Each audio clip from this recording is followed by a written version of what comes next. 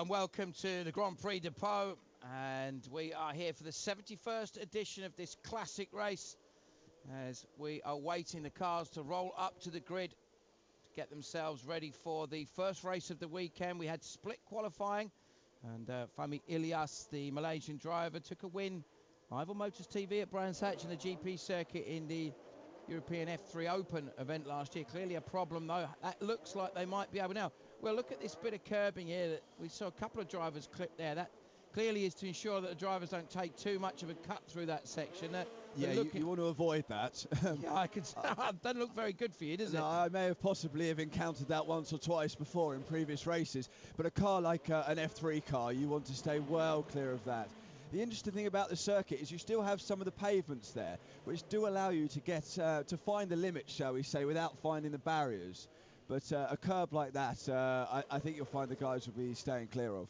Yeah, so we ride on board here with Carlos Sainz Jr., the 17-year-old man who has impressed so much with the start to his season. We saw him in the Euro Series event in Hockenheim taking a couple of podiums there in the first and third race, but most impressively taking a double victory at Monza, and he currently leads the British Championship. His father, Carlos Sainz Sr., of course, twice World Rally Champion, is here.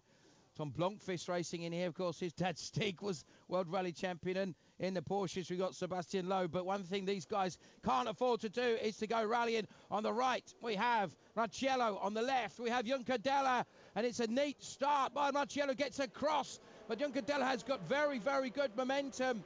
Wehrlein looks very strong as well in the Muka Motorsport. I think he's covered that nicely. Yeah, he did get across nice and early. Well, as they drive back up the hill, this is going to be important to make sure that you can hold position. I think Tinknell maybe got a little bit of a run at someone as well. And now they've the front two hold position up into this is the tight section we were discussing earlier. I'll be proved wrong now and they'll go through it side by side, but I think this will all be single file under the bridge. Yeah, we've got yellow flags waved there. I think they wave yellow flags during the opening lap just to make sure there's not too much carnage, because accidents here tend to bring out red flags as they're very hard to clear in this area. Yeah, and I think maybe it's the same logic that we see at Macau for a couple of the corners there, where they'll kind of keep a yellow through. Now this is that wonderful section, the Foch corner that leads then down to the Buisson hairpin, this tricky right-hander. This is important because it has a really important then run down to the end of the lap wheel. Yeah, a good exit here is very important. I suspect after the chicane as well, this will be completely flat run down onto the start-finish line. Very, very fast indeed. Of course, this point in the race, they're trying to bring the tyres in. What happened is they had two 15-minute qualifying sessions. They split the groups of cars 50-50 pretty much, and the second session certainly seemed to be a little bit quicker because Carlos Sainz Jr. was very, very quick in that second session, but only put one flying lap and the other one wasn't so strong, which is why the drivers here are starting based on their second fastest qualifying time. So as you look down the order, you can see just how varied we've got. Looking at Sainz trying to think about going the long way round. Yellow flags are in now, so overtaking is okay through those tight corners. Our leader already put a second on the rest of the field in lap one. Yeah, that shows you just the advantage you've got of a clear circuit. Plus, of course, Marcello clearly feeling very confident. The Prema Power team had a strong run, of course, won the Euro Series last year with the Spaniard Roberto Merhi, who has moved up into the DTM series. That seems to have been what this championship seems to have done, is provided a lot of very, very good DTM drivers over the recent years. Paul di Resta, of course, now racing for Force India in F1, came from that series. A certain Lewis Hamilton went on to quite a bit of success in F1 off of that, and he won a race here back in 2005. Yeah, these guys will definitely be looking to replicate those boys' success. But at the moment, our leader, holding the gap at the moment, dropped to just below a second, so a bit of a stalemate for the front two at the moment. I thought the Italian might have been able to show them a clean pair of heels, but they seem to be keeping him honest. I think we've got Sainz Jr. moving up there. Yeah, Sainz was behind Jack Harvey on the previous lap. Let's have a little look and see if that has changed at all. I think he's still there, actually. Yeah, it didn't look like he was in a position to get much of a run at Jack Harvey. And Harvey, of course, when another driver like Harry Tinkler to win a race last year, and no doubt that we're going to see some good strong performances from Jack Harvey over the season. One of the Racing Steps Foundation drivers, this wonderful initiative that's been helping young British drivers to move up through the motorsport ladder. Oliver Turvey being one of the success stories, going on to win races in GP2. And also we've most recently seen James Collado taking his maiden GP2 victory in the first race of the weekend. I think actually on pole position for one of the races this weekend in Spain. So Racing Steps, Peter Ormiston and Derek and the rest of the guys are doing a fantastic job to bring young British talent on. But this Ferrari Academy driver, Marciello, is not a driver that we've heard much about in the UK yet, but clearly seems to have, at just 18 years old, an a lot of natural talent. Yeah, to keep young Cadella behind him. However, young Cadella is actually closing the gap. He's probably pulling back a tenth a lap, so perhaps when this settles down, we might find Daniel reining him in a bit. Yeah, and I mean, we did see a little bit of overtaking last year in F3, but it is something that's very, very difficult to do confidently without risking damaging the car. We had some offs over the weekend already from some of the drivers, as perhaps you expect, that they're trying to find the way. A couple of drivers like Juncadella, like Jafar, like Durrani have been here before, but there's also a number of drivers who've either not been here or been here in some very different types of cars. Now, we talked about Harry Tinknell, and we talked also a little bit about the man who won the British Formula Renault Championship last year, Alex Lynn. They were both here racing last weekend, Will, weren't they? Yeah, they both came out for the historic event to try and get a bit of all-important track knowledge. I believe Alex Lynn dominated the Formula Ford, I believe, Pre-84 series. I may be wrong on that, but I think he won both races by quite a distance. And the other race, of course, a Formula Junior race, which I think there was a good second place in those two races. So a great way for these guys to come and get some time on these circuits, which of course are only open for 2 weeks a year. Yeah, and like somewhere like Monaco, similar sort of story. Talk us a little bit through the onboard with Sainz here, Will. Yeah, Sainz here. This is the very fast park section. Of course, very blind. It opens up into a very tight, complicated series of curbs where you see these guys rattling over the curbs here, just through here, where we saw, of course, Farfus had a nice role, I believe, there a few years ago in World Touring cars. But a very fast, committed part of the circuit. And I'm actually quite surprised to see how much these cars are able to just rattle over those curbs without upsetting them too much. Yeah, I think usually it seems to me like the technique for the drivers, if you've got a curb that's on the inside, in other words, the weight of the car is on the opposite side to the curb you're taking, then you seem to be able to take that. It's in a bit of a depression through there. Yeah, if you can get the loading right, of course, it does make taking apex curbs quite easy. Yeah, and that's clearly the technique the drivers. I spoke with Alex Lynn the other day, and he was saying to me, I don't know after driving a Formula Ford whether I'll be able to take as much curb in Formula 3, but I'm going to give it a go, and clearly it seems to be working well. We're currently running in 5th position.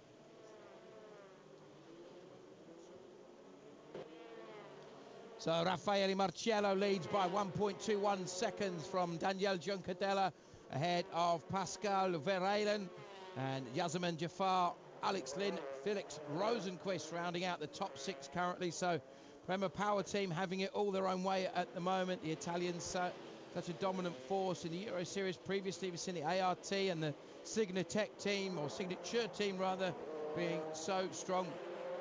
And there is the 36 car of Alex Lynn, 18 years old, from Dunmow in Essex.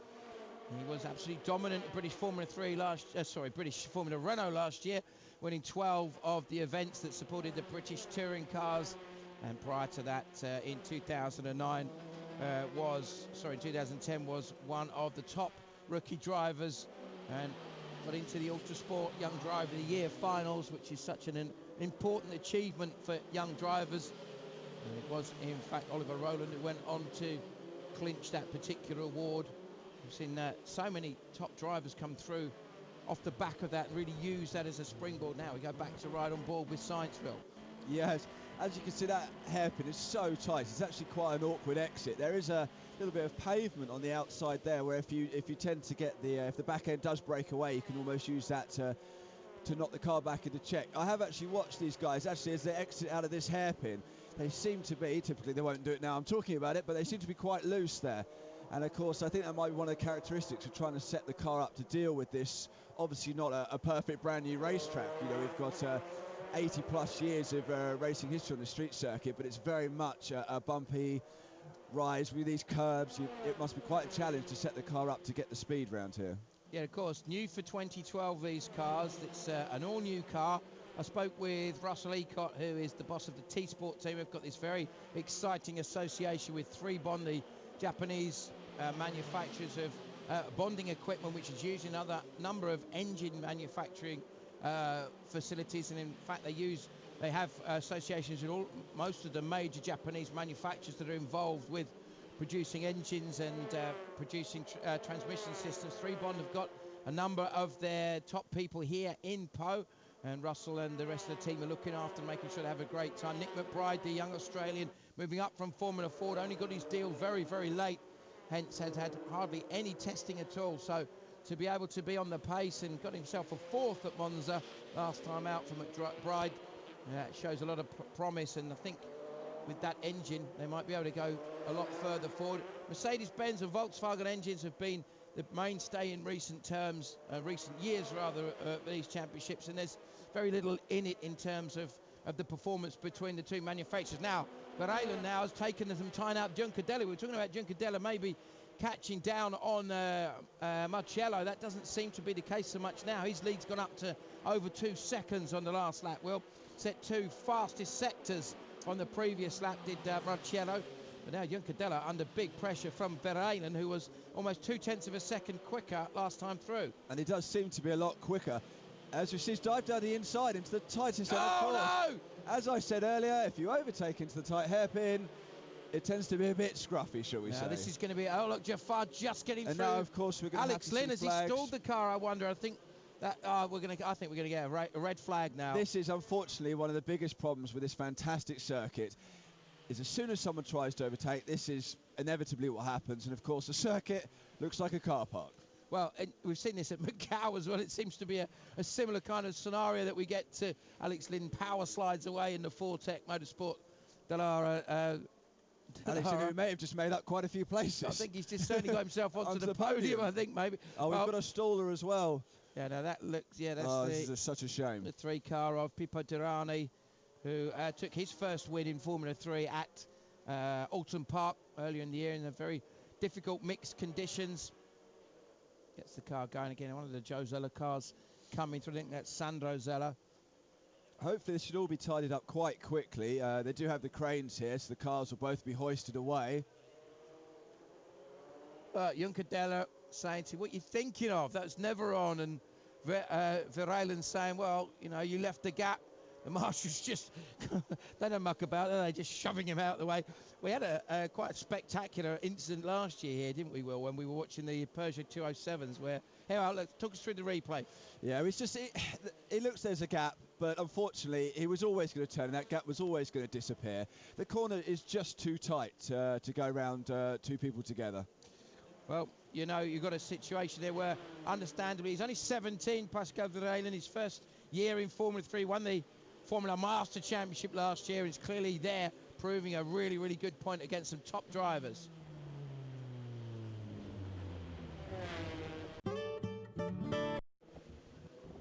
It's such a shame to see those 2 guys out of the race, because clearly there was a battle was going to start there for the remaining podium positions. It just seemed to be perhaps a little impatient.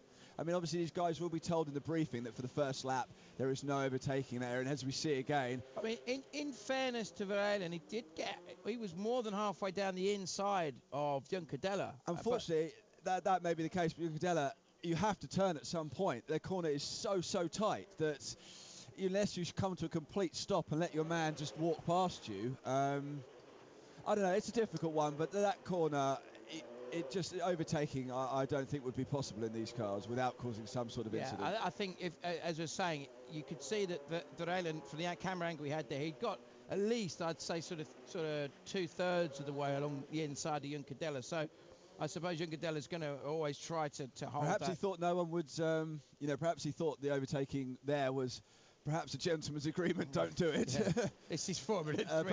Perhaps he should have shut the door a bit earlier just to say, no, you're not coming through here. I think you're right. I think if he'd have just positioned his car maybe a metre or so further to the right, then there was no way. And you know, as a driver, we've both done some motorsport over the years where you sometimes under pressure and you'll have a little move, just not to necessarily weave, but just to make the guy think twice about diving down. Just to let the guy know that you know full well what he's thinking. Yeah, and it kind of makes you stop and think twice. So now let's just take stock of what this means to the order. We've now got Marcello leading. Obviously his lead has been negated by the safety car. Jazeman Jafar, Alex Lynn on the podium. That could be his first podium. Jafar took 4 podiums last year in British F3, but this will be a great result for him if he can hang on to second place. Felix Rosenqvist, the young Swedish driver, teammate to Pascal Wehrlein that we saw have that contact. Now here's the start once again. There was a staller at the start. We couldn't quite see who it was. I think it might have been Hannes van Asseldonk, but don't actually know. Thinking back, maybe it could have been Durrani actually. That would explain why Durrani was further down than we would have expected. We saw him right towards the back there when that car park unfolded in front of us, but we didn't quite get the camera angle to see exactly who was doing what there. So yes, it's starting to calm down a little bit and get ready to go. Looks like they've done it there, arguing away in the background, as you'd expect really. So Marcello, Jafar, look, there's the two of them. That is Wehrlein, understandably.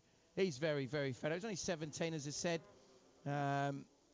Young German driver, got a lot of potential to go forward. But Juncadella needing to make some progress from where he is now in the sport.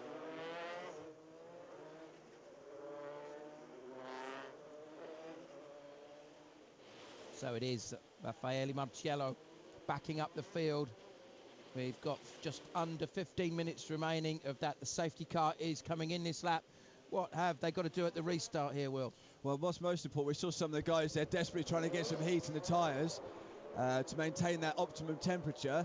And of course, we ought to be careful here, make sure our leader backs the pack up, gives the safety car enough time to clear, and then of course he's going to put his foot down and we're straight under pressure. Now Jafari gets to the outside. Is he going to be able to time it properly to go round the outside? No, he's not. He tucks back in again. Alex Lynn is going to be looking closely to see what he can do. Rosenqvist has got a good start. Harvey, Sainz, Tinknell, Sorales, Ilias and Tom Blomqvist round out the top 10.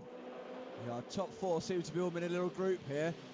A little bit of battle about Harvey Sainz, and Sainz Jr. Nothing they can do on this. Yeah, he was quicker, I think, off the restart was Sainz, but understandably Jack Harvey doing maybe what Juncadella should have done and just moving around to make sure that there was no way. Harry Tinknell now up to 7th position. We've got a little dive down the inside, and that's actually how you pull that move off. Yeah, get it done nice and early, but I do think...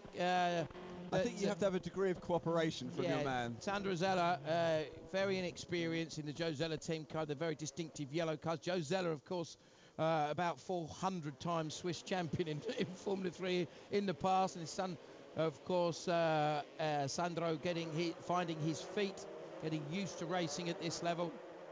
Another young man, just 20 years old. I think Jafar's seen an opportunity here. He's staying with our leader as they go across the line. Should be close enough for a tow. It'll be interesting to see if he can keep him honest for the next couple of laps. Yeah, well, it was 4/10 quicker was our leader that lap as they crossed the line. So he seemed to, in the final couple of sectors, certainly in the middle sector was where he really seemed to be a little bit stronger. And I think Marcello now has just got to, if he can just get a tiny little bit of a break over the next couple of laps, then it's when you're going to see whether Jafar has really got any kind of answer, if he can come back from there. Lynn under a bit of pressure from Rosenqvist now, and similarly you've got Harvey, who seems to be backing up Sainz, and Harry Tinknell now right on the back of that and looking good for a possible top 6. In there is the 3-car of Pippo Durrani. Now we saw that he had a stall when we had that situation where everyone was backing up. Definitely been a problem there, isn't there? Yeah, I wonder if maybe, because it looked to me like it was him that stalled on the grid, so I wonder if that perhaps indicative of a clutch problem, because then he stalled again when we had these cars stopping, Oh, he could. Was he? He was, of course, there gesturing that the car had stalled under the car park. Yeah. So I wonder if that could be a clutch issue. If he had a bit of clutch creep, then unfortunately, yeah, the only thing you can do is stall the car to avoid piling into the cars in front of you. So that may well be the case. If the clutch is not clearing, it's going to be very hard to do a restart. Yeah, and these cars, you don't use the clutch once you're actually up to speed, do you? No, once you're going, everything will be completely flat shifting. And most of these drivers, in fact, I would imagine all of these drivers will be left foot braking as well, learning that technique as they go up through the ladder of top line single seater racing. Absolutely, it's a key skill for these guys who are in this single seater category, obviously looking to move forwards to the likes of GP2 and F1. And the skills they learn in this will be essential for when they move forwards. Well, it certainly does look like Marcello has just done what we thought he might do and get his head down. Just starting to break away, 3/10 quicker than Jafar in through the first sector on that last lap. Alex Lynn, meanwhile, looks like he might have just taken a little bit of time out of Rosenqvist. There is Lynn with Rosenqvist just behind him, the 20-year-old von Varnhamen, Sweden. Took 3 podiums in the F3 Euro Series so far this year, rather, and a couple of podiums last year. Bacau had a win in 2011 and ATS F3 before that. Formula Renault even raced in the Formula Palmer Audi Series, which was hugely popular and provided some top-line drivers over the years, didn't it, Will? Absolutely. As we're watching this, I think possibly the battle for the third place is what will materialise the most. Our leaders seem to be pretty stagnant, but here we go. We've got quite a close gap coming out the tight hairpin, going through the faster park section. And now obviously, if Felix can stay with him, perhaps he'll be able to get the run down onto the start-finish straight.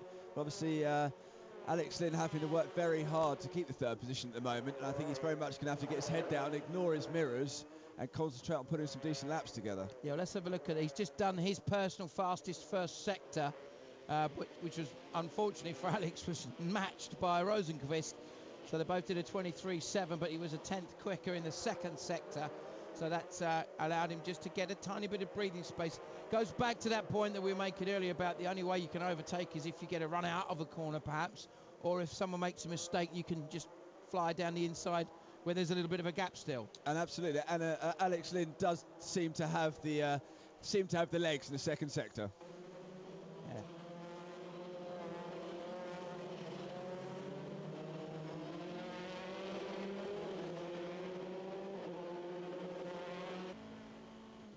So as we get into the last 9 minutes of this race, we're right on board with Carlos Sainz, who's now lost a little bit of ground to Jack Harvey. It did look like he might be close enough to have a look at the restart, but he's now just over a second behind. So I wonder if maybe Sainz has gone for went for a setup in qualifying, which worked very well for the session that he was in. Remember, going back to that point earlier, you had 2 sessions, an A and a B session, both only 15 minutes long. Both of the sessions saw drivers only get round about 11 laps in each of the session, and Sainz was super impressive in his run. I was chatting with Harry Soden, who looks after Harry Tinknell, who's one of the guys that has worked with Harry since his karting days, and he said, yeah, Sainz, we definitely know this kid is a bit of a mega, and that's a bit of a racing term, isn't it, for someone that you know has got all the attributes and something a little bit special. Yeah, absolutely. He's very, very talented. As you see him go through the last section, it's fantastic, that live onboard shot from the F3 car. I think that's the first time we've seen sort of live onboard from F3 cars, isn't it? Yeah, it's great, isn't it? It just really gets a feel for just the challenge that we've got. The race is going to run to time. We've got now just over 8 minutes. You can see the clock in the top of the screen ticking away, and it has been a very impressive performance by Raffaele Marciello, looking good for his second win in the European Series, and effectively his first win in the British Series, because the kind of two are combined, aren't they, really? But that does seem to have had the measure of everyone. Yeah. Consistent times, always produced the gap when required, dealt with the safety car. Obviously, perhaps slightly caught napping on the safety car to let Jafar challenge him into turn 1, but he soon put that right. That looked like a mistake perhaps there, as they clattered across the curb there. I don't know if that was Ilias maybe, or Blomqvist. It didn't quite see which one of the drivers that was, but somebody looked like they turned it a little bit early. Now there's our race leader. It was 2.5 seconds last time, Across the line, let's see what the gap this time, 3.1. So he's just absolutely on a mission. Fastest first sector for Jafar on his previous lap, so clearly not hanging around either. 1:11.557 for Marcello, 1:12.162. And it is a 1:11.070 is the fastest lap of the race set by our race leader. As we look once again at Alex Lynn, under a little bit of pressure still by Rosenqvist. There's no way that he can back off. And again, look how good he was on the brakes of Rosenqvist. Really took a lot of speed into the hairpin. He does seem to be a bit quicker through this first section, but then Lynn does seem to have the measure of him on the last section. Of course, that's the most important one. That's the one that's going to give you your run down to turn one for the overtake. So at the moment, I think there's a bit of a sort of stalemate regarding who's better where. Yeah, and then there's not really been a situation where, unless Lynn had a problem or made a significant mistake, that Rosenqvist would perhaps have enough of an opportunity to have a look. I'm sure that Stefan Mucker and the rest of the Mucker Motorsport guys would be slightly disappointed, to say the least, if both of their drivers ended up crashing into people over the course of the opening race. Remember, the main race is going to be Sunday afternoon, a 40-minute race for the European F3 and British F3 combined championship. Now, a car off there. Let's see who's that. Was that Roda, I think, perhaps? He gets going again. Look like that could be Andrea Roda, I think, perhaps. That's that the area where they're both where the cars are jumping over those curves. I wonder if perhaps if he got spat out ever so slightly. Well, it was definitely one of the cars that looked similar to that was having the biggest moment, I suppose, going through there. Tinknell comes through. He is being followed by the red and white car of Felix Serralles, currently second in the British Championship. Haven't really had a chance to talk much about the young Puerto Rican, the first Puerto Rican driver to win a major international motor race, and he took his maiden victory. As in comes the 90 car of Andrea Roda. Yes, it was the young Italian, still finding his feet, getting used to it in the Joe Zella Racing team. Teammates to Sandro Zella. He's running in that very distinctive yellow livery that we saw before. But yes, going back to talking about Felix Serralles, couple of wins, one at Monza in the pouring rain, 8 points away from the championship leader, took a win at Alton Park as well. And after being teammates to Alex Lynn in 2010 in Formula Renault, and not really showing anywhere near the pace that Lynn had, he's coming in and has actually had a much stronger start to the series as Serralles. There's a bit of a move to the inside. There's somebody, one of the Fortec cars, charging down the inside. Oh, that looks like that was a move completed. So I think that might have been Van Asseldonk going down the inside of Lewis, perhaps.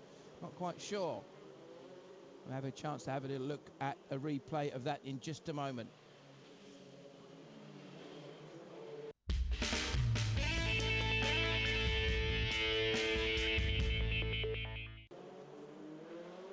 Yeah, again, you know, we were talking about the possibility of getting a move done. That looked a nice, clean, tidy move into turn one, Will. That was a textbook overtake round here. Get the run out of the last section as you head down the hill, gather momentum, and once you're in the tow, it looked like quite a late jink out from the tow, but got the job done. Great overtake. Yeah, Fami Ilias in a double R car, a 27 car, maybe under a little bit of pressure then from Lewis, Van Asseldonk, these guys around them. There it is, Ilias, Van Asseldonk still behind Lewis, in fact. And they will be just ahead of Tom Blomqvist, I believe. I think it was certainly on our screens, was running in 13th position. The young man who was the youngest ever winner of the British Formula Renault Championship at just 16 years old at the end of 2010. The first year they ran with the new cars, and we will see, of course, those type of cars in action here and on the streets of Po in the Formula Renault Alps Championship, which is amalgamation of the Italian, Swiss and French championships, and we've got some very, very interesting drivers in that. We had great racing here last year as well in that category, so good to see those guys there.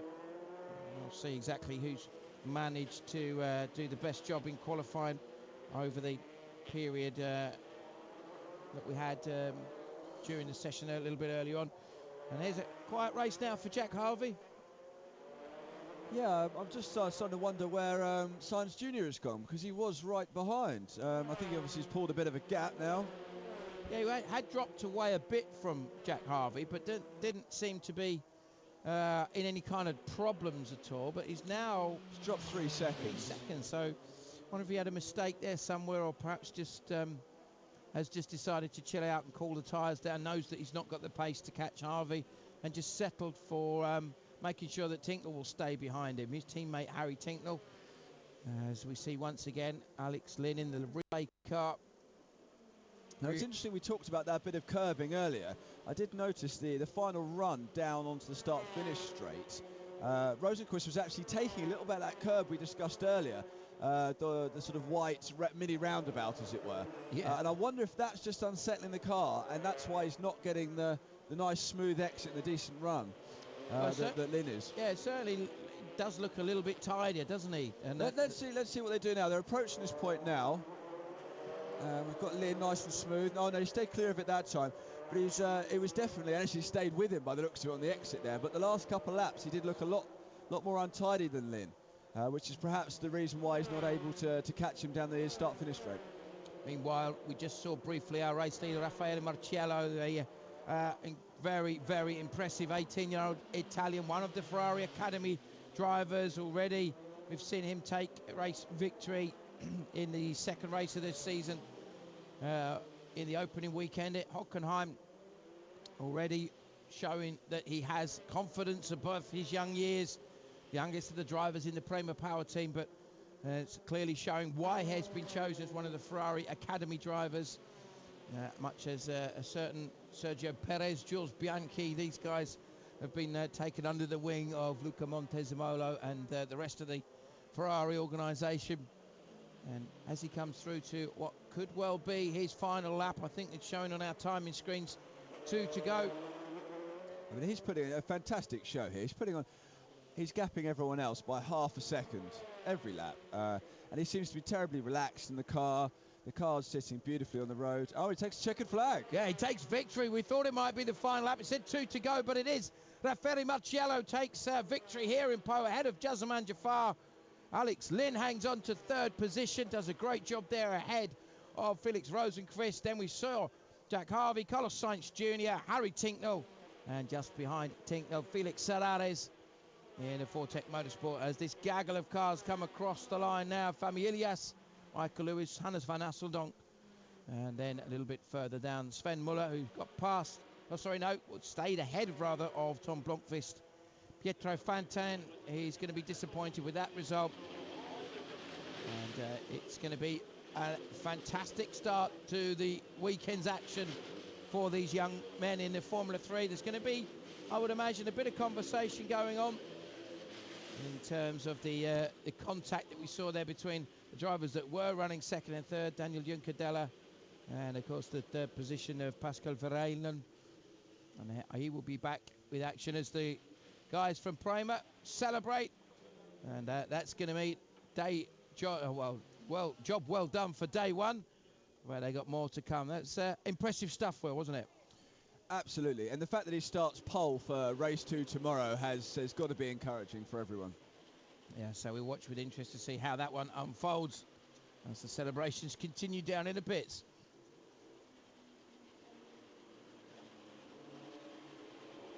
So we're pleased with that. That was a great start to the action here from Po. Impressive drive from that young driver, Marciello. And very, very pleasing result for the guys at Carlin as well, with Jazeman Jafar, who had been very, very quick in free practice as well, Will. So it certainly seemed to have built on the experience he had from here last year.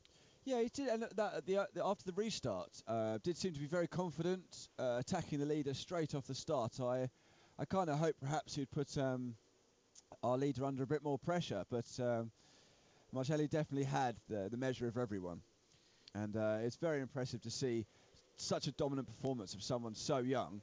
And the fact he's managed to get double poles, so he will start on pole alongside Carlos Sainz Jr. tomorrow. That is what is a dream start to a race here at Po. Well, the 40-minute race that we're going to have on the Sunday afternoon is going to be something that will be a much more demanding race for the drivers. So 2 sets of tyres in terms of 1 set per qualifying, as the Cooper Tyres guys down there. Many of the guys I've worked with over the years, when we used to work in the A1GP series, Cooper Tyres used to provide the tyre supply for that fantastic series. Little link with the F3 Euro Series is that the champion of A1GP in 2006 and also the Euro Series champion in 2008 was a certain Nico Hulkenberg. He's done all right for himself, hasn't he, Will? He hasn't done bad. He hasn't done bad. Yeah, very talented young man. Amazing that that he was forced to not compete in Formula One last year, but absolutely no doubt that he's one of the drivers that once it gets himself into a top-line car, we'll be seeing, like his compatriot Nico Rosberg, be challenging for potential championship wins. So great stuff. That's what it looks like. It is Raffaele Marciello by 6.7 seconds from Jazeman Jaffar ahead of Alex Lynn, those two being first and second in the UK Championship. So effectively for Jazeman, you're going to say that would be his first British win, I suppose, really, which is going to go down very, very well. Mick Kouros there saying well done to Alex Lynn. And there's no doubt that Mick and the rest of the Fortec guys are going to be pleased with seeing Alex get his podium. He's going to be a very happy man. His father, Sean, another historic race as well of note, isn't he? Yeah, I've actually raced against Sean a few times. A great driver, also competed in some modern stuff, doing Le Mans last year. Yeah, and doing a good job out there as well.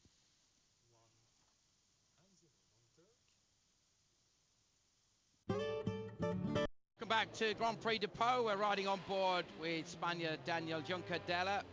And Juncadella will be bringing his Prima Power Team car to the grid momentarily, and we'll get a chance to see what he can do from there. Well, starting from 4th place, very strong performance up until the incident at the hairpin yesterday, so he'll be looking to make amends for that in this race. Head down, he's got Jaffar next to him, obviously another very quick driver, got himself on the podium yesterday. So, and Carlos, in fact, just a lot of top boys at the front of this. It's going to be a tough ask for all of them, I think. Well, we can see the quality quite often. You see even the drivers that move up into F3 in their first season, there's no doubt that they have the potential to go a long way in the sport. I think perhaps the star, certainly of the British series so far, has been young Carlos Sainz Jr., still only 17 years old, runner-up in the Formula Renault Euro Cup last year, already a couple of race wins, and doubtlessly looking very, very strong for potentially going all the way to maybe take another Carlin Motorsport and another Red Bull sponsored British Formula 3 Championship win to match up with the one that Jaime Alguersuari, Jean-Eric Verne, Daniel Ricciardo and the rest of them have all managed to do. But Marciello, we haven't spoken about our pole man much. We'll get a chance to. He's a Ferrari Academy driver and he looks a real talent as well. So here we go for 33 laps around Pau. And it is Marciello who gets a good start, as does Sainz, but Jaffar looks very, very good. I don't think Sainz got as good a start as he would have liked. Juncadella has to tuck back in. He's looking at diving to the inside of Jaffar. He doesn't. Alex Lynn tries a long way round. Meanwhile, I think Rosenquist trying to stay with them as well as the rest of the pack scream up the hill, Will. Time to get in a single file now as we go through the yellow flags. We've still got some two abreast going into the yellow flag, so have to organise themselves a little bit before they go through it. But another stunning start from our pole man there, and dare I say, could he drive away with this again?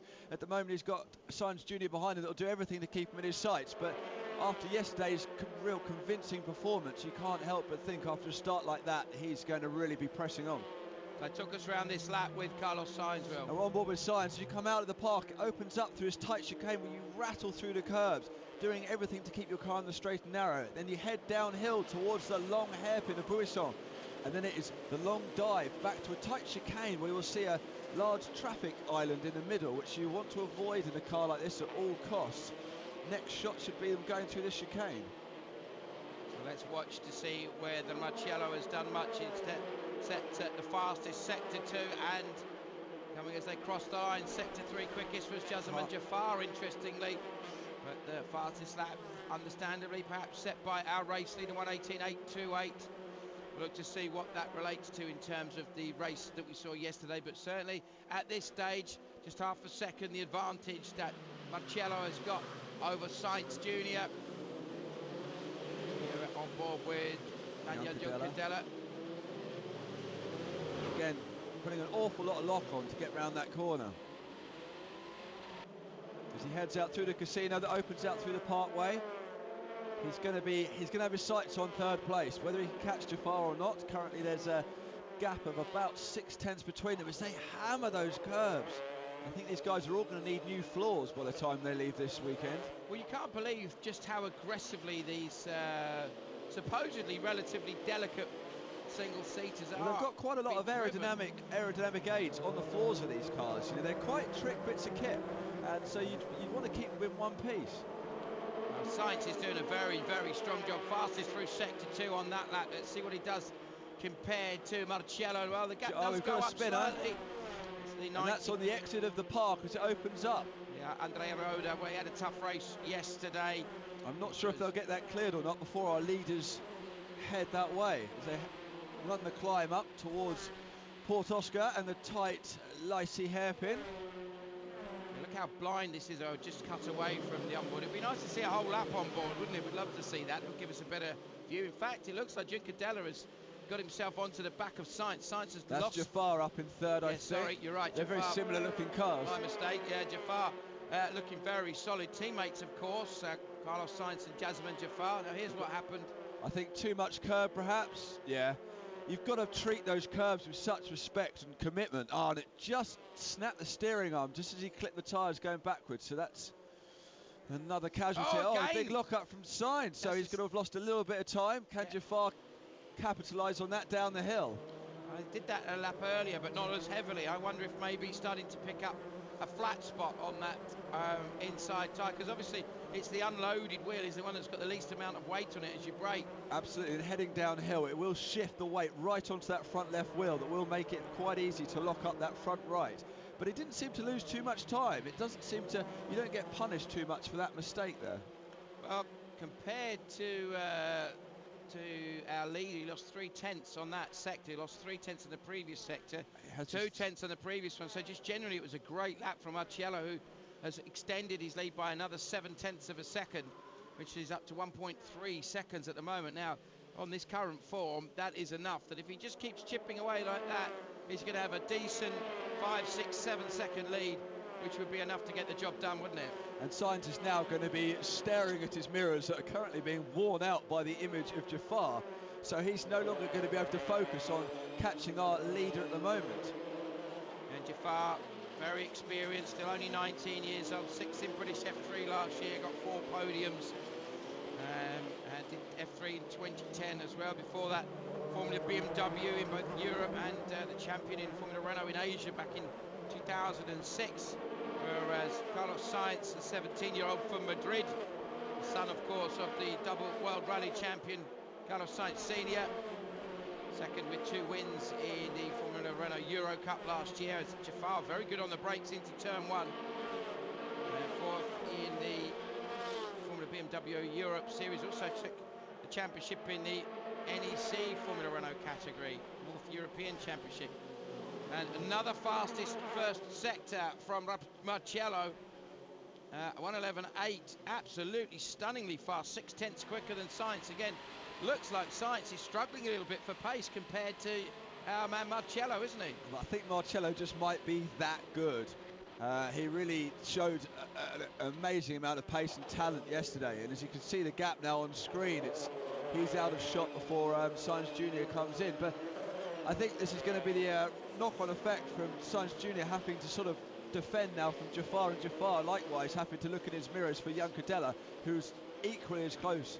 And this battle, assuming one of these guys can figure out a decent overtaking opportunity, I don't think this battle's is over yet.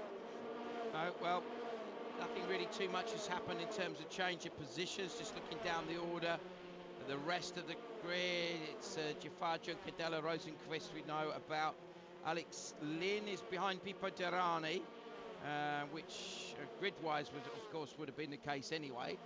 And then Harvey, Wehrlein, and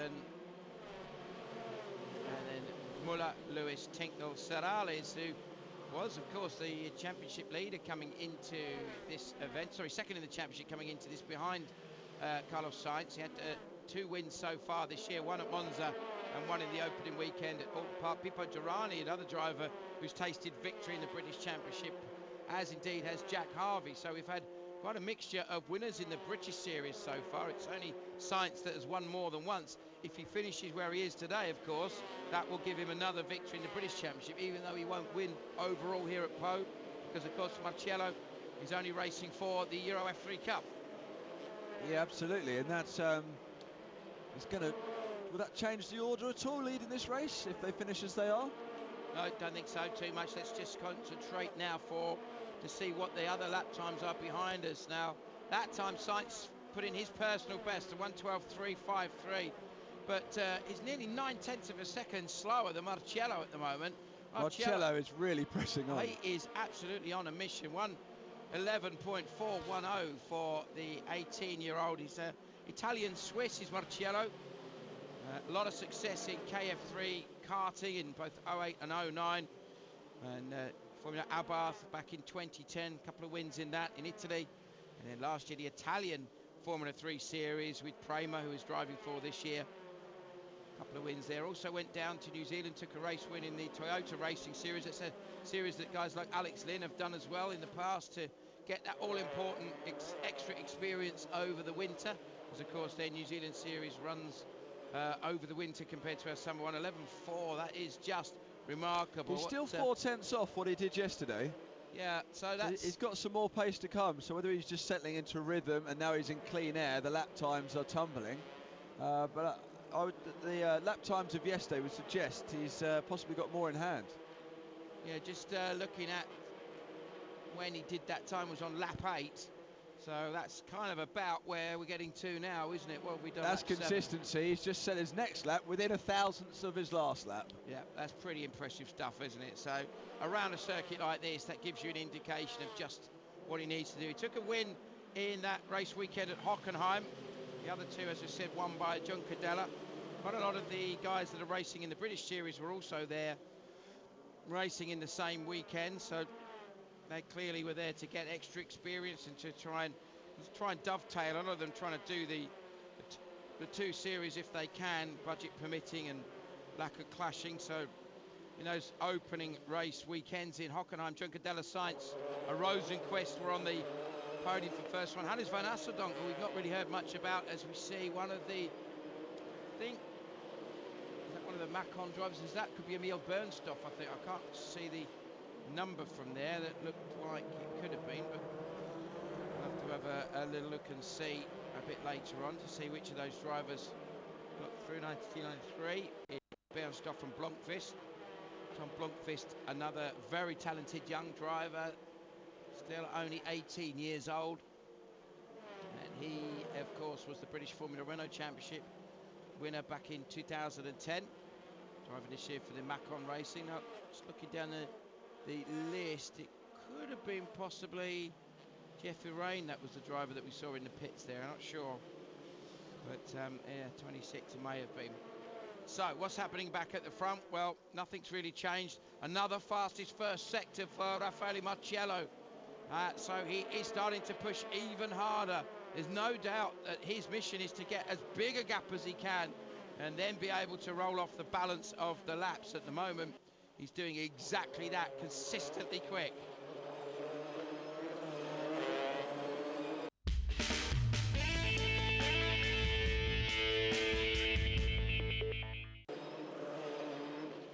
Do we think young Candela is slightly upset to see Muka Motorsport in his mirrors at the moment, given his exit from race 1? Different driver, obviously, but teammate.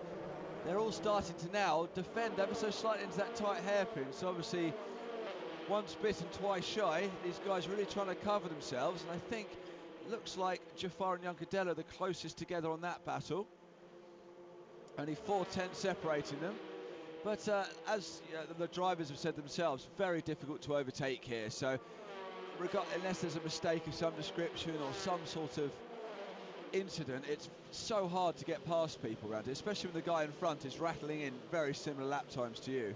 Yeah, well, I think the interesting thing is now Sainz, I think perhaps because young Cadella is putting more pressure on Jafar, Sainz has been able to have a bit of a breather, and he's managed to edge out. He's just put in Jafar, in fact, just put in his personal fastest first sector. 1:11.7 was the lap last time. Now we've got a car stop. That's under the bridge.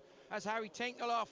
At point Oscars, that. Oscar, yeah. Now, Tinks was running in 12th. He's gone straight into barriers. This could bring out the safety car. I think it may have to, because it's not an easy place for them to recover what's going on. The Ivio-sponsored driver. Marcello is going to be over the moon if that brings out a safety car. It will literally be a complete rerun of yesterday. Yeah, well, we had that yesterday, but it was much earlier in the race, wasn't it? So let's see what the always efficient marshals can do here. According to the timing screen, it was actually perhaps contact. Whether that means contact with car 21. Well, 21 is Tinknell, who's in the wall. Whether that was contact with Tinknell and the wall, or contact with Tinknell and another car. Yeah, well, he was running around the same sort of point as the Fortec driver Felix Serrales, and also Michael Lewis, one of the other Prema drivers, the American. No safety car as yet, so unless they're going to try and recover it when there's a gap in the traffic, the marshals here are pretty brave when it comes to retrieving cars while the race is still going on.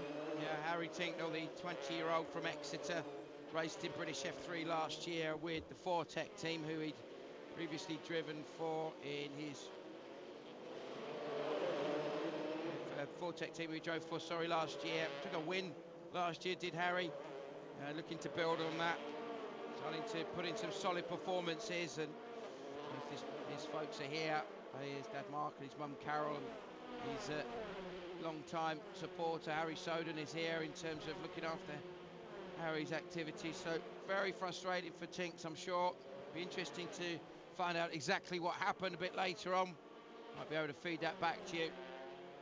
Meanwhile, Jafar 0.016 slower, faster rather than Juncadella, isn't he? And they have rescued that car under yellow. So our pole man and our current leader, Marcelli, is now up to 8 seconds advantage. So he really is running away with this. Yeah, perfectly timing everything now, isn't he, in terms of just edging away. Well, he's just rattling in the consistent laps. Times obviously dropped off this lap due to the fact of that waved yellow. So everyone playing by the rules and backing off. Yeah, everybody a lot slower that lap, and that should be the explanation. Not always the case, is it, as we know? Let's pretend yes it is. Oh! Juncadella got very a bit lively. You can see that on the exit of the chicane there. Difficult section through there, Will. Yeah, it is. The track actually drops away. As you can imagine on your normal roads, you tend to see the roads you drive on at home, around you where you live, you'll find they dome and sort of camber runs away from you to the outer sides of them. That's exactly what happens on the street circuit. And that particular section, the track just rolls away towards the pavement, and it can just be enough just to knock the back end out, and as you saw, clipping the pavement, luckily not causing any damage.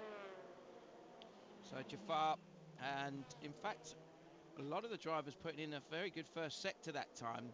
I wonder if maybe that's a bit of an odd scenario. Maybe they just, because they'd backed off a little bit, just gave the tyres a breather or something. It's suddenly 23.9, 23.9, 23.8 for second, third and fourth place drivers. I wonder if that's relevant. Or they were all equally terrified by how close the person behind was in their mirrors and all just pressed on.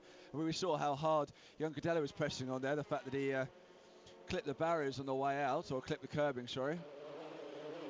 Pipo Durrani just coming through our shot there. One of the Fortec drivers just ahead of his teammate Alex Lynn, with Carlin's Jack Harvey, who's had a bit of an okay weekend, I suppose. He's fifth in race one. These guys are all pretty much where they started, though, our top 8. We're all pretty much in grid order as we started, so no real advances made. Deep into turn 1 for Alex Lynn there. I think maybe just trying a different line to get a better run up the hill. This is the trouble, 20 laps to go, and frustration of being this close to the guy in front and this close to the guy behind. It really can get a little bit frustrating. You might see people just trying lines, just trying to get some sort of advantage, and round this circuit is terribly, terribly difficult to make an impact. Yep. And we seem to have an accident. That is the 23 car. Is that? Oh, it's Van Assedonk. Of course it is. The Dutchman has had a bit of a frustrating weekend, so it's got a little bit worse, unfortunately, for him.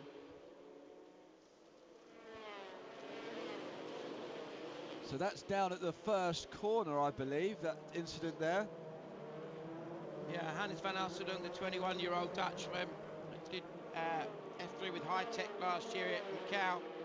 German F3 with Van Amersfoort, a bit of Formula BMW before that. Had a good weekend in the Euro Series opener. He got a second place there in the second race of the weekend behind Raffaele Marciello, and a fifth as well in the opening race. That's the seventh, but had a bit of a frustrating time in Monza. Actually had an off on the formation lap of race 2 at Monza in the torrential conditions, and then brought the car back at a bit more of a solid result after that. So going to be very frustrated with that, but unfortunately the nature of a street circuit is exactly that, isn't it? That you haven't got any margin for error. I did think I saw another car in the shot when we saw the guy jumping out, so perhaps there was 2 cars involved. It looks like maybe an ambitious look down the inside that's caused that incident.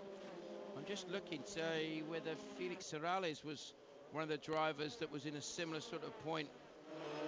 Van Asseldonk's just dropping down the order there on our timing screens, as you'd expect. In fact, Tom Blomqvist is the other driver that's dropping down. I wonder if Blomqvist was maybe involved as well. Let's see the times across the line this time. Our leader really dominating this at the moment. Always at least half a second faster. His lead now up to 10 seconds. And for this sort of formula, a 10-second lead is well, it's huge, really. But the thing is that everybody's pace has now just dropped away a little bit.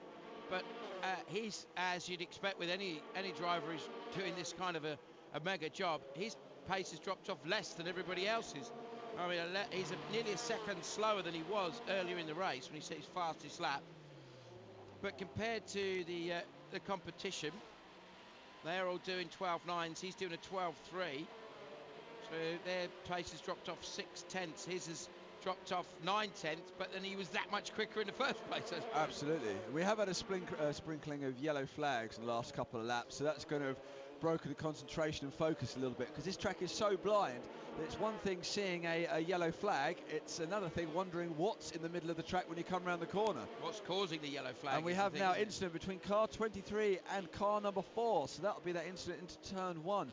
So there must have been some sort of contact. Yeah, it was Serrales. I wasn't sure if it was. It was Felix Serrales. I think he managed to rejoin, be it later on.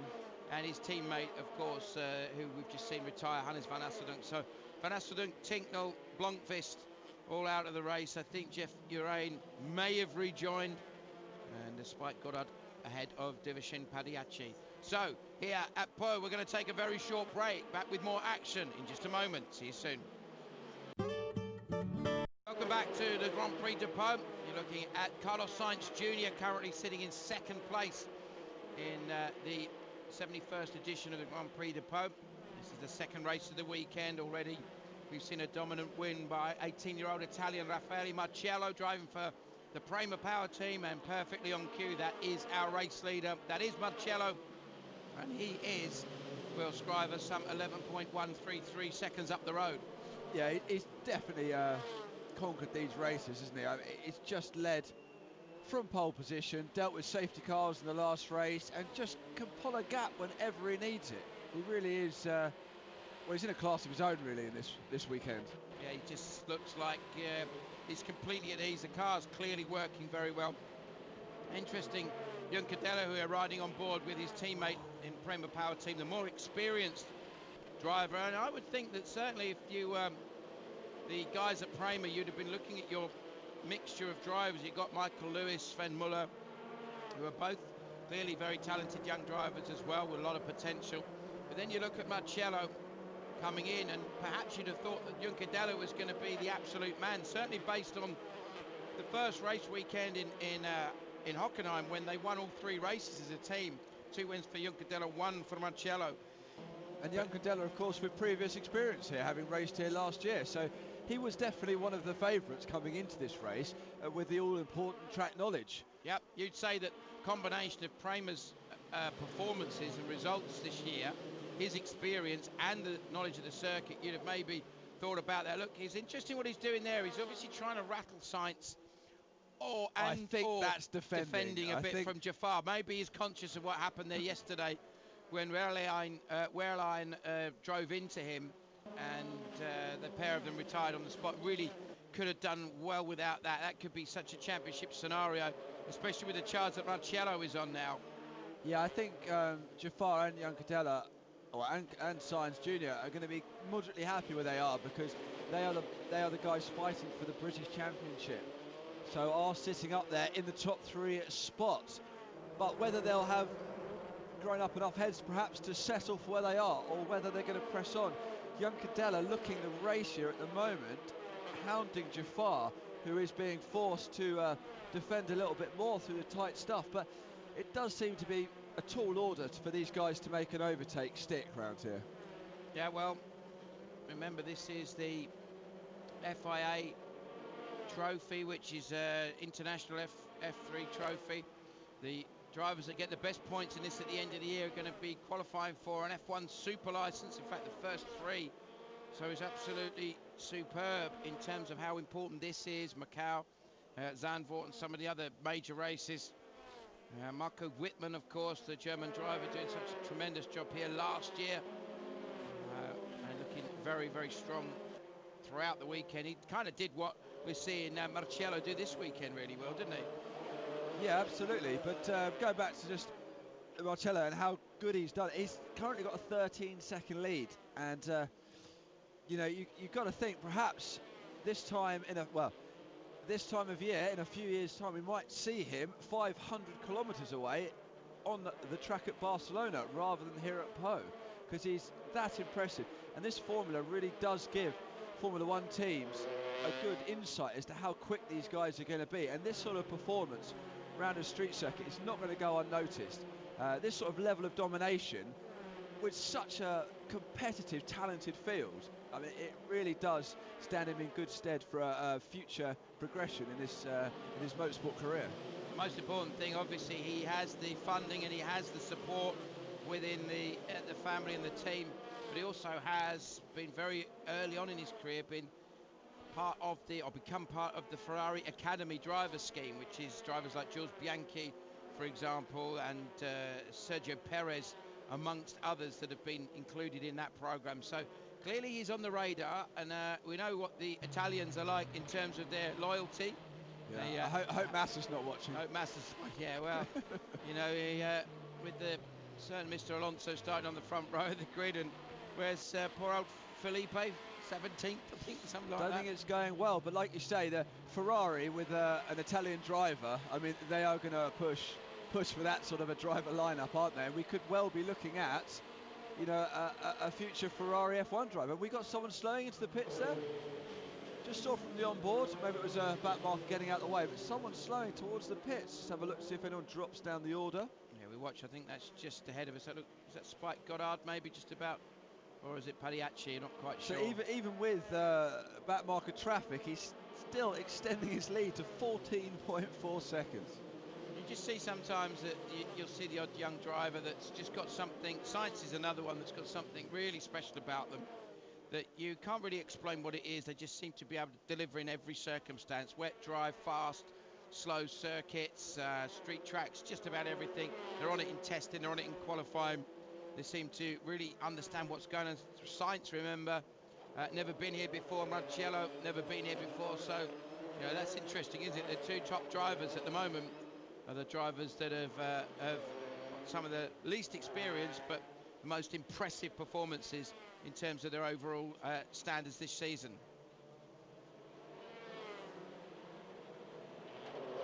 Well, the onboard there, as they flick through the chicane, you can see just how much they're rattling curbs. And this is the run down to start-finish line.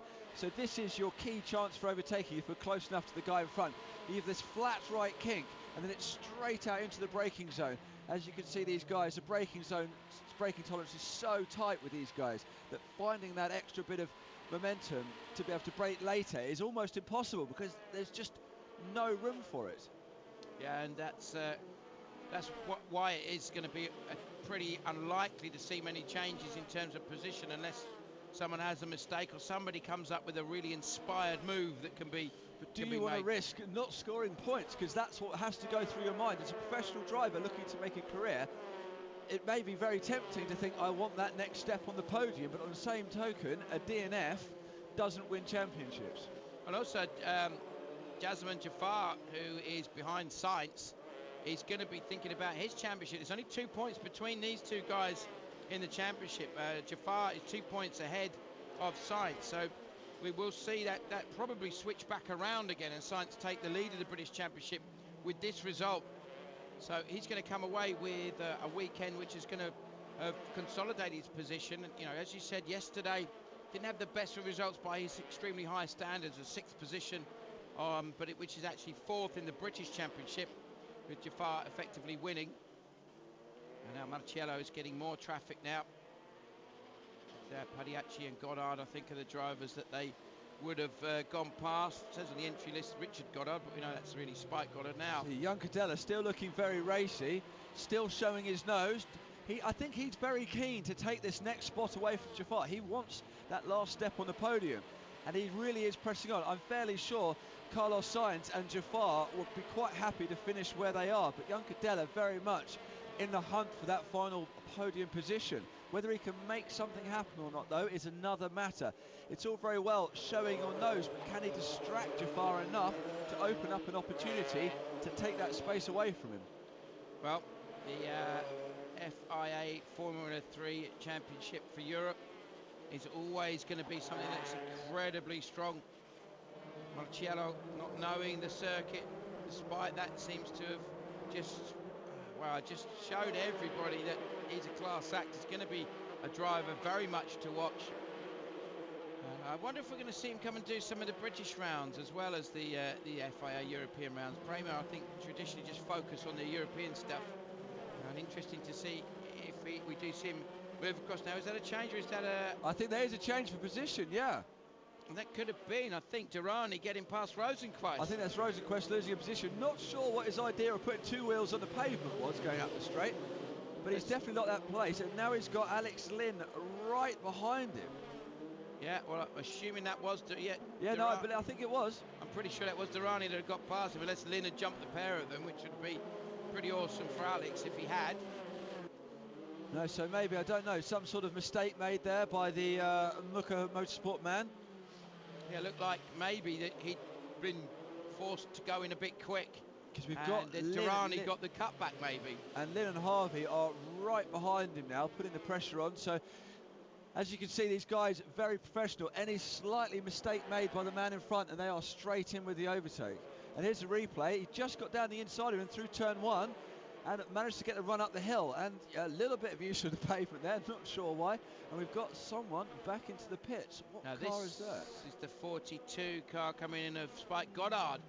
So this is the man that's leading the national class of the British Championship. He's won all but one of the races in that category. So it looks like that's going to hand the victory to Divishen Padiacci, who took a win in the second race at Monza as well in the pouring rain. Don't think it's going to affect Spike's championship lead too much. There defending from Young Cadella. Young Cadella showing his nose at every opportunity. I wonder whether he shouldn't now perhaps just slot in behind and then just try and surprise Jafar a little bit more. Because you can end up slowing yourself down by constantly trying to poke your nose into the guy's mirrors. You can see how much those curbs, they're just rattling the driver's head, bouncing backwards and forwards. They both, is that a back marker they've just gone straight past? Slow moving red car, so let's hope it wasn't Marcello from his point of view. I think he's that far ahead. Oh, he's actually, Marcello, I think he's actually backed off now. He's settled at a 10-second lead there. I think a bit of back marker traffic and taking it easy now. He's got such an advantage, he can afford to save the car. He's let it drop down to 8 seconds, so he's lost 6 seconds of his lead. Obviously 8 seconds still a massive cushion, but we'll like to think that's just because he's got such a lead he can afford to cruise around. Think so. It was nearly 2 seconds slower than Sainz, who's in second place. Look at John Cadella. He's thinking about it, isn't he? But it's just not on. It requires you to really have the car blocked into the inside early, doesn't it? I wonder whether he shouldn't focus more on his exit. As you can see, he's suffering a bit on the exit out of here, because while he's showing his nose, it's all very well to try and startle Jafar, but he's then compromising his exit. Admittedly only a short run away, but perhaps a little bit of a better exit would give him a bit of a second opportunity the following corner. You notice now that the bit more sunshine prevalent at Po. perhaps that's going to affect some of the races a bit later on. Certainly late enough in this race that a bit of additional temperature shouldn't make too much difference. The tyres are going to be well past their best with just 6 laps remaining of a 33-lap race on a fairly tough circuit. How tough do you think this is on tyres, this place? I shouldn't think it's too bad. I shouldn't think that these guys are having too much of a problem with it. We haven't seen drop-off in times through any of the races, so I wouldn't say it's any more abrasive. It's a well-worn circuit, being that it's used as a road as well as a track. So I don't think these guys will be suffering too much from tyre degradation. It does look like it's been resurfaced. Look at the edge of the road. It looks like they've resurfaced it fairly recently, doesn't it? These 2 corners, I believe, and also it looks like, as I was pointing out yesterday, some of the paintwork on the road has been reduced or left to wear away to focus a bit more on the fact it's a circuit as well as the street. Yeah, because white lines and racing tyres don't get on very well, do they? No.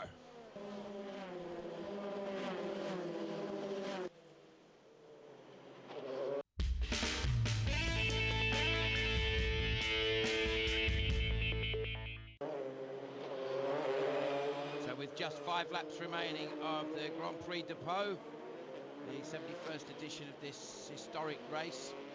It does look like Raffaele Marciello's name is going to go into the list of winners over the weekend, which will include drivers like Lewis Hamilton, Romain Grosjean, Benoit Treloyer, certain Juan Pablo Montoya in terms of the single-seater victories.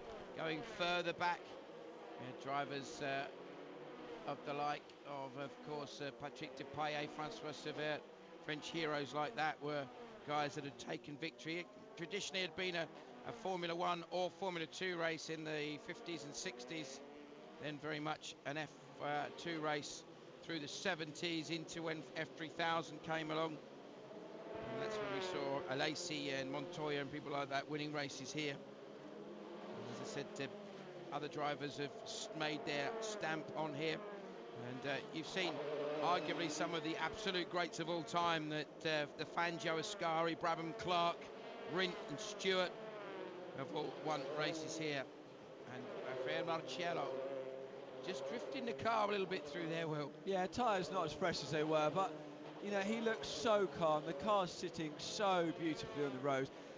You know, he's just in a class of one. He's pulled that gap, you know, obviously got caught up in a bit of traffic, pulled the gap back to 10 seconds just to reassure himself when he sees the pit board next time round. You know, I can't think it's just down to a cracking car setup, because his teammates aren't able to show the same sort of pace as we see them all fly through, overtaking a back marker there. His teammates aren't able to replicate the pace. He's just been so consistently fast throughout both races. You know, I've got to think we are watching a top talent here. Going to be certainly a man to watch. So is that young man, Carlos Sainz. Interesting to see what Juncadella does. We've got some other very good British drivers coming through. Jack Harvey, Alex Lynn, Harry Tinknell, amongst others that are going to be worth watching as they progress up. Not a good day for Tinks today, but we know he'll bounce back. He always does. Very focused and professional young man. Alex Lynn, really very, very determined, and drove a very good race yesterday to get himself onto the podium overall and second place in the British Championship runners, and that's done his points all a bit of good. But it looks like it's going to be Marciello's going to take it 2 out of 2, and it's going to be his 3rd win in 6 races of the European Championship. Normally 3 races in a weekend. Sorry, 3rd win in 5 races, my mistake. The other 2 going to Juncadella. Juncadella right on the tail of Jafar. This is as good of an opportunity as he's got. I'll be under a little bit of pressure from Rosenqvist. Certainly didn't look like he was going to take any risks there. 2 minutes to go, so we're going to get 2 laps remaining here at Pau. Juncadella is so close. He's been this close to Jafar the entire race, but just not able to make anything happen from it. So we've got 2 options: take the points or send it down the inside somewhere and hope for the best. And I hope, if it's the latter, it's a clean, good overtaking move, but I can't help but think he's got to be trying to think of somewhere to overtake. He's just been so close. He's clearly faster, clearly got the pace, but is he prepared to put it on the line to get that last podium spot? Difficult one, isn't it? Because again, he's racing with a driver that's not really, well, it's not really, that isn't in the same championship fight as he is. He's in a fight with Marciello and the other Euro Series runners. Jazeman Jaffar similarly is in a fight with Carlos Sainz, who is the driver immediately ahead of him, his teammate at Carlin. Lots of oversteer there on the exit. Loads of oversteers, surely. And that's cost him, look at it, now, how much that's cost him on the run down to the line. That's changed a 2/10 gap into 6/10 gap. And this is it now, the final lap of the 2.760 kilometre circuit here. He's going to be charging up the hill, up the Avenue Leoncé, through Pont Oscar, into the right-handed Lycée hairpin. He's gone through there, through the left-right sweep of Parc Beaumont, and then into that tricky little chicane at the end at Foch. And then finally around the right-handed hairpin at Buisson, down through the chicane, and then a blast across the Avenue Gaston Lecoste, and that will be enough. So here he is, he's coming through that Buisson hairpin. Brings it left down to the little bit of the chicane here. Watch the inside over the bump. Car goes light, he swings it right, swings it left, and that's it. It's a job done for Raffaele Marciello, 18 years old. He is going to be a name to watch. His name goes into the record books. He wins both races here and the Grand Prix de Pau for Prima Power Team. He wins the F3 Euro Cup. And Juncadella not able to find a way through. Carlos Sainz Jr. from the front row of the grid is going to do a brilliant job. Like Marciello, his first time here. He wins the British round of the race here. In other words, the British round within the Euro Series race, ahead of Jaffar and Derani. That will be the top three in the British runners. And it's Marciello, Juncadella and Rosenqvist who will be the top three in the European runners. But Marciello, well, there is absolutely nothing you could say about this young man other than he has a little bit of a polite applause there as the guys go past there. Is that Durrani there, just giving him the thumbs it was up? Sorales actually, who's been Sorales. lapped, who just gave him a little bit of a well done. Sorales a double winner here. You can see how much the other drivers clearly respect what he's done this weekend. By that little clap of applause is about the highest accolade a driver can give to another one. I think that's pretty much saying, yep, that was pretty good. Yeah, you rinsed us basically. Yeah. And there's no other way of putting the fact that he dominated. Nobody got near him all weekend. Nobody got near him all weekend. Well, not strictly speaking too. He was building up to it in free practice, but as soon as qualifying came along, banged in some fantastic times. Maintained that in both of the races. Fastest laps, got the job done.